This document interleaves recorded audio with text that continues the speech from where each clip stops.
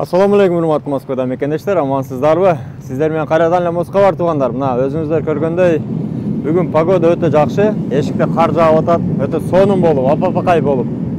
Кыш келип, мына кар жаап, эшиктер суук. Комментарийлерди көптөн бери байкап жүрөбүз туугандар. Комментарийлерде жазып бизге тартылган видеолор боюнча мындай өзгөчө кылып, московский стилде башкача ролик кылып тартып көрбөйсүздөрбү, качествосын жогорулатып, мындай сонун, сочный, мощный видеолорду көрсөтпөйсүздөрбү деп бизге кайрылган экен, көбү кайрылган. Ошол комментарийлерди эске алып туугандар, сиздер үчүн атайын ролик даярдадык. Өтө кымбат ролик, өтө сонун, сочный, мощный ролик. Андыктан сразу эле лайктан басып, бизди колдоп, ошол комментарийлерге плюс-минусуну жаза кетсеңиздер.